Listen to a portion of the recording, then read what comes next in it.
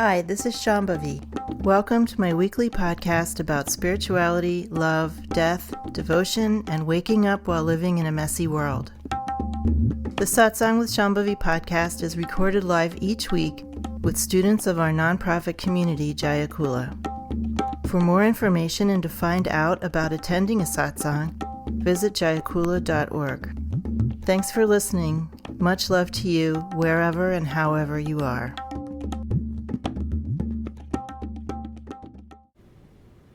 All of the traditions that have some aspect of direct realization in Dzogchen, but also in the Pagi tradition, in Vajrayana from Tibet, in Trika, in Chan Buddhism. They might not be full on all of them, but all of them centralize some idea of transmission, where the teacher is a appliance to help you to recognize the natural state.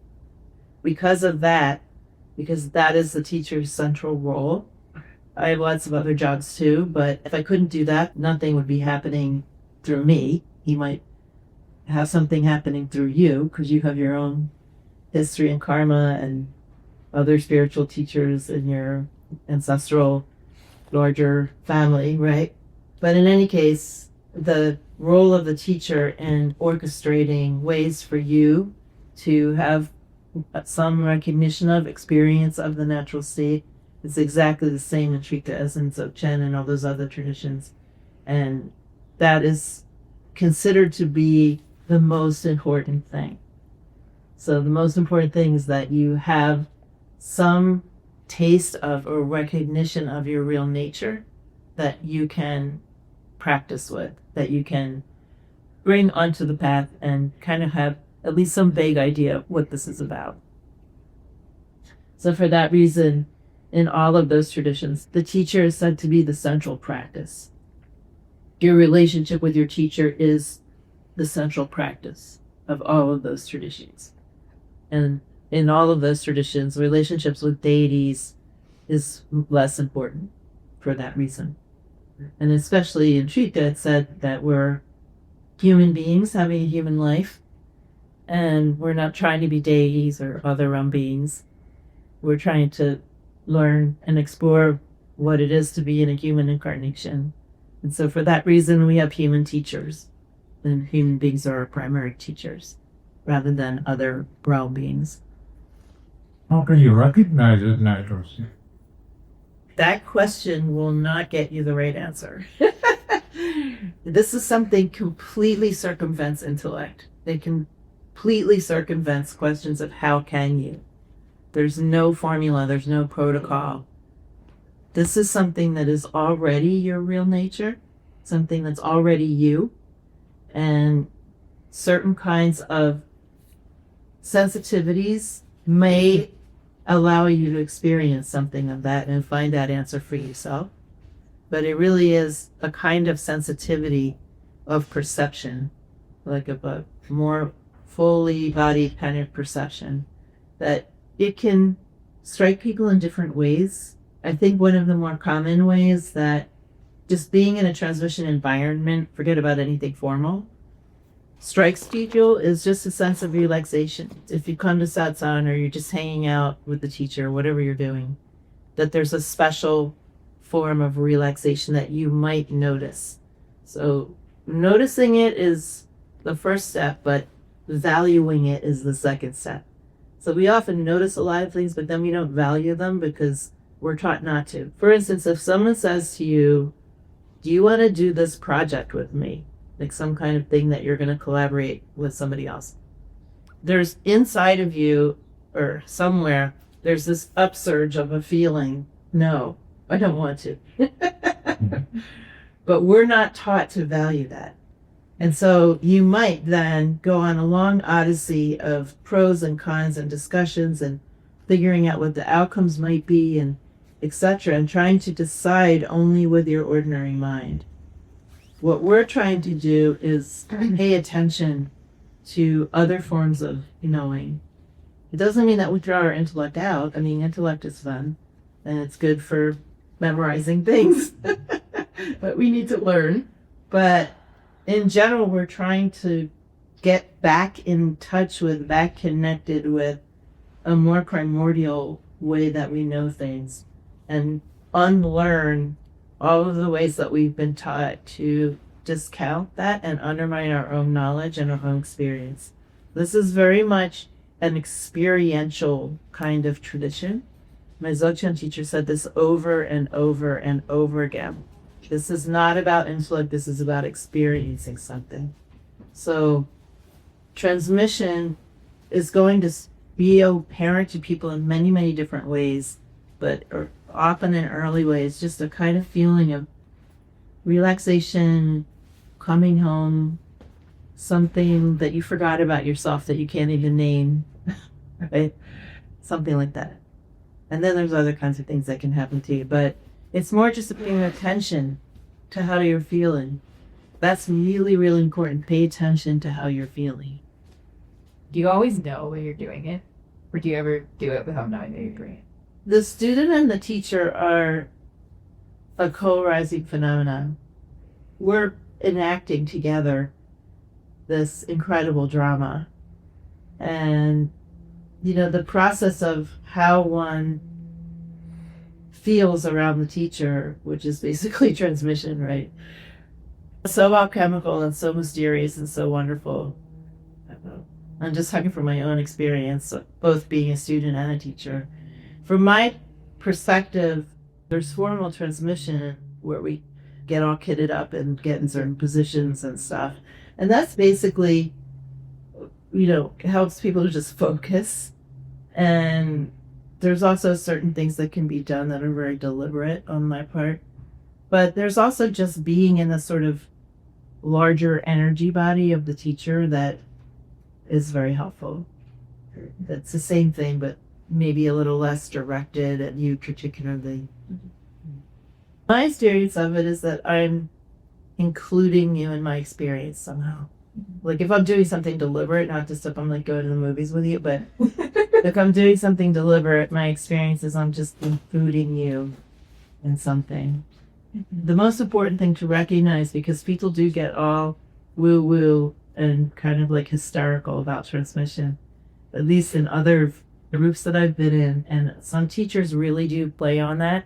And if I've seen teachers really manipulate students around transmission and the giving of transmission or the withholding of transmission and like orchestrating these really inane things that make students feel impoverished in a sense. So the very most important thing to remember is anything you experience is you. If you experience something mildly extraordinary during transmission, that's your capacity showing up.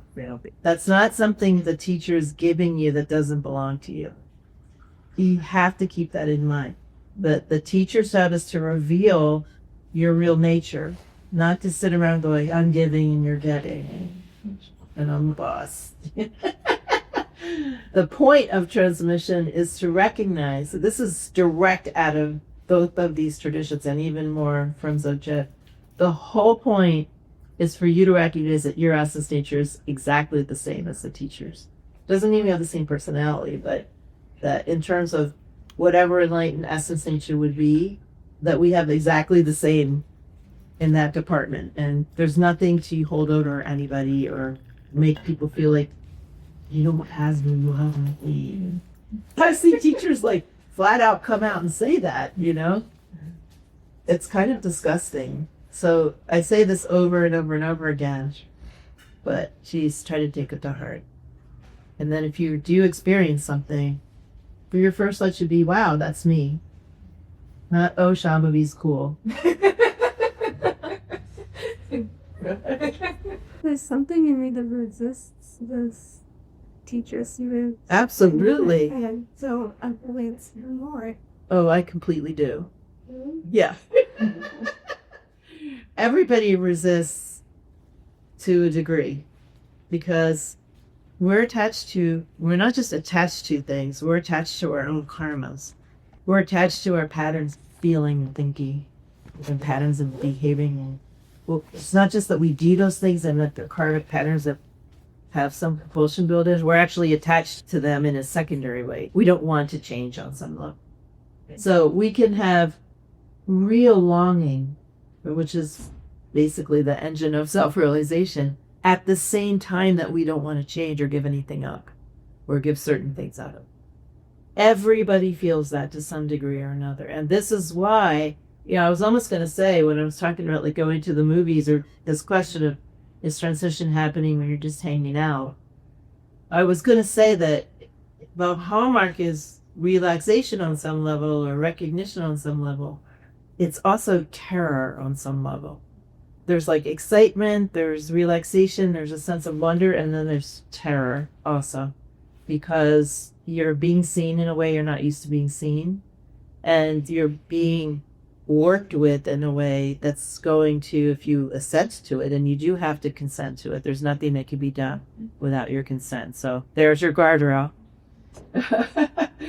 But if you're really with the teacher that is able to work with you in that way, and you're able to work with them in that way, you know that your normal ways of doing things are going to have to go away.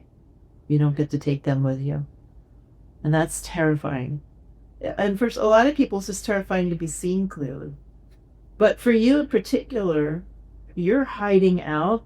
And one of the things that you're hiding is how new agey you are, how many fantasies you have about spiritual life. And that is terrifying to give up.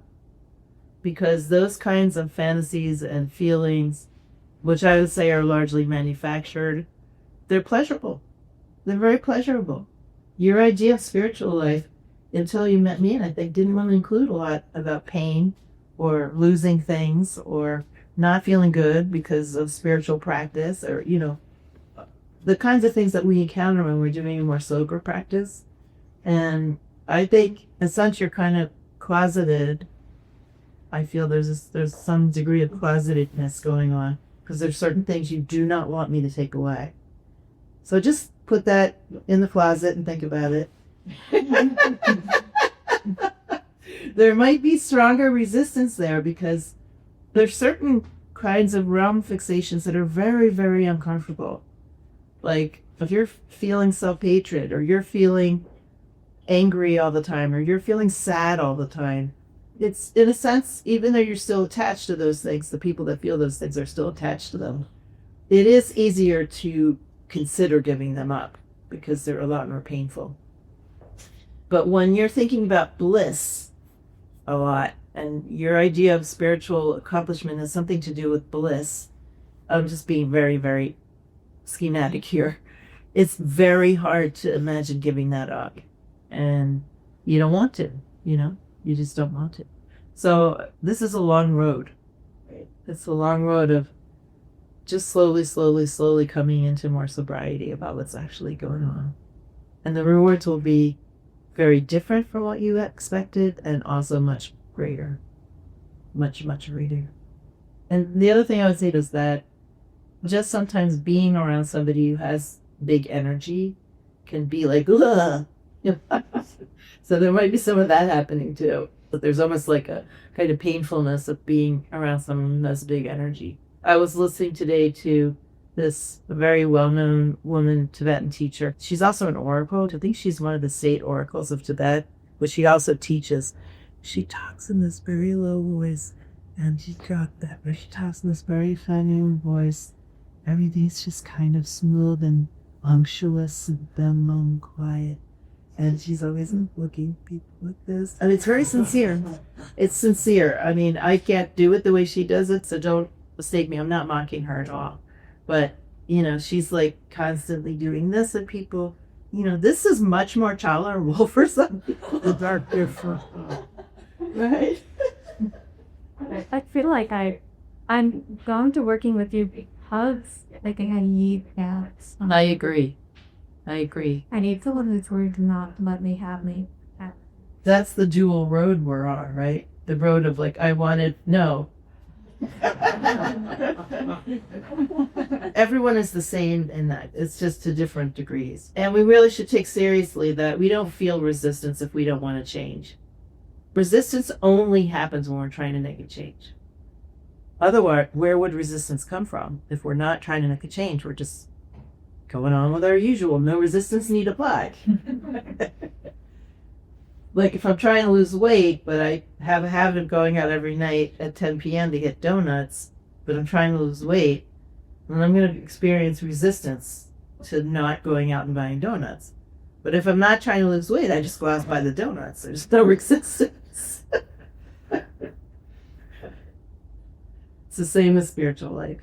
So don't be down on yourself because you experience resistance. That's part of the process. It's a sign that you're actually in the game.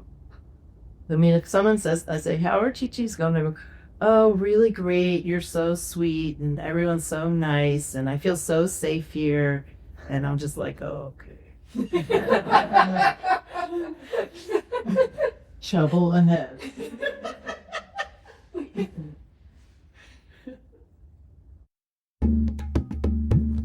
Satsang with Shambhavi is produced by Jayakula, a nonprofit community offering opportunities to learn and practice in the direct realization traditions of Trika Shaivism and Dzogchen.